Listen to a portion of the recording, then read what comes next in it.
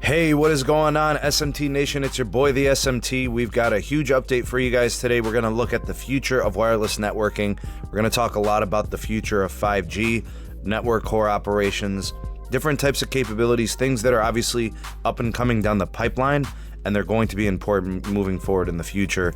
A lot of these technologies are going to be pivotal in what happens with 5G and even LTE transitioning for, past network technologies and what's going to be happening with, network slicing, DSS, all these future things that are really going to make our wireless networks amazing in the near term and long term future. So let's start first with this item in 5G transitioning. So Verizon is progressing on its 5G transition plan. They have completed successful trials in its future standalone 5G network operations. They completed a full data session on its 5G core. The time frame of utilization of this technology is estimated for the end of 2020, so very near term. Up to this point, all carriers that have been utilizing 5G have been the non-standalone variation of the technology, which utilizes 4G LTE as its core. And I mean, a lot of people call it, fake 5G. It is kind of like pseudo 5G because it is still utilizing 4G LTE for its operations. Once transitioned to standalone 5G, with all true 5G equipment like radio technologies, software, and things of that nature, all the network slicing, the dynamic spectrum sharing, the ultra-low latency, higher capacity speeds, uplink technology can improve, wider channels, things like that, all that becomes possible. Advanced solutions in gaming, virtual reality, augmented reality. I think a lot of the stuff we see with consumer and enterprise solutions really starts to open up once we get all of this in place. So, you've got an all cloud-based operation system for this 5G core. Dish Network will be doing the same. AT&T is going to be doing the same. I think eventually T-Mobile gets there as well. So it's best for automation, best for flexibility, and of course adaptability. And all carriers will eventually go this route. Verizon does appear to be way ahead of schedule with all of this when you look at the curve in terms of what every other carrier is doing. This has been in development for a few years, and Verizon is moving quite quickly. It's going to support multi-vendor strategies in which they're going to leverage companies against one another. This should help with pricing. This should keep things competitive and keep them innovating in the space.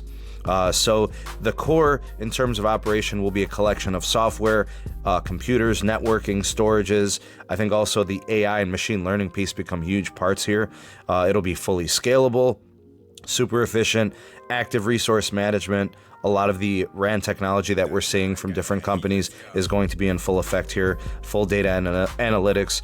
It's going to be truly impressive to see where wireless networking can go in the future because of this type of technology. I'm super, super excited. I know it's really geeky, but Verizon and other companies are going to do amazing things with wireless networking. So very excited for this. And I know for a fact that Verizon is going to be bringing Google on for a lot of this stuff, both in commercial networking and other applications. So I'm super psyched about it.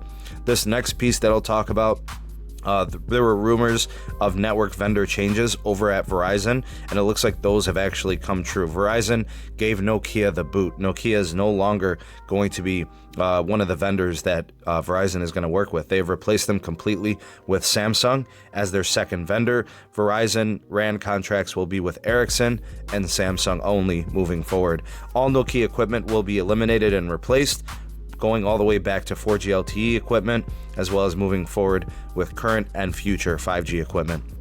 Verizon completely cutting out and gutting Nokia from its network operations. This is huge. They're completely eliminating them from all operations.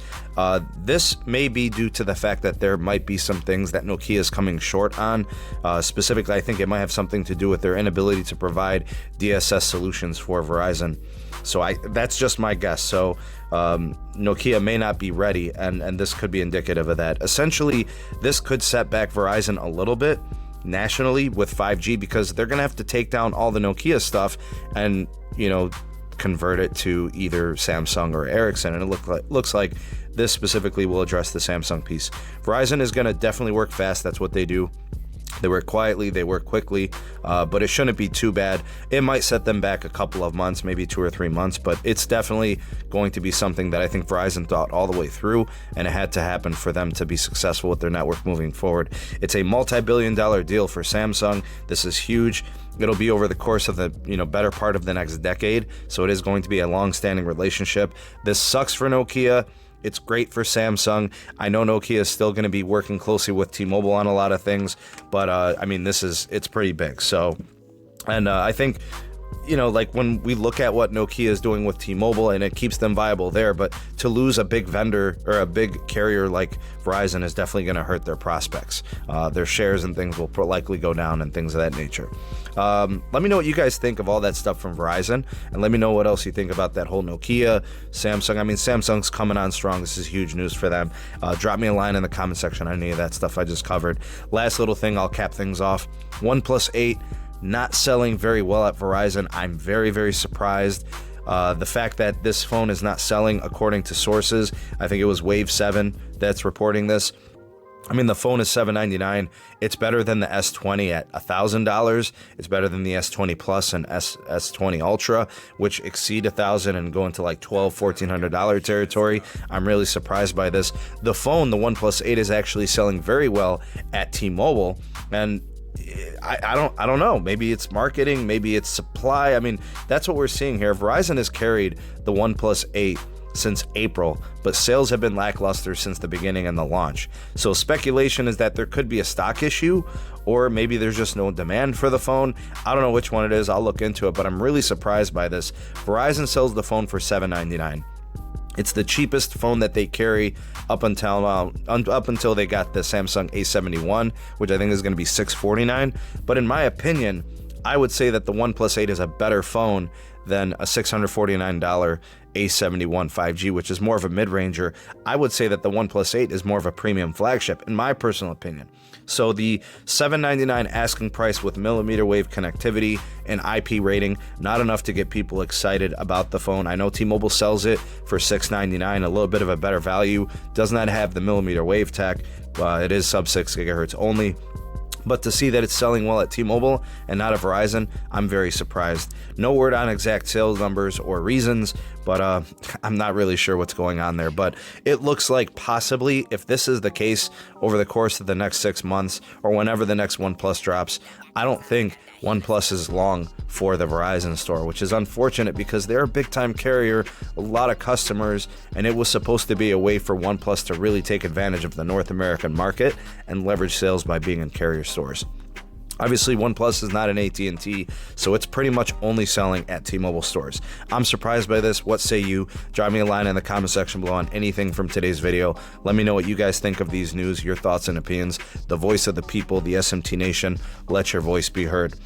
Before you get going, do me a solid. If you appreciated this video, you appreciate your daily dedications from the SMT, hit that like button, share this video to your favorite socials, Twitter, Instagram, Facebook, however you do it. Thank you so much for that. If you're a new viewer, consider subscribing and activating that bell notification icon so you never miss an upload from the SMT. If you are a real one, you watch this all the way through, let's hashtag 2 things if you want.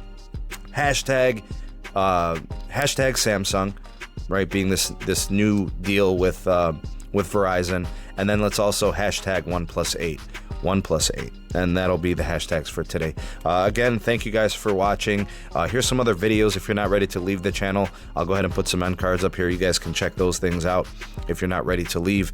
And that's pretty much it. I hope you guys enjoyed the video. Hope you have a great rest of the day. I am the SMT, and I will catch you guys on the next video. Peace.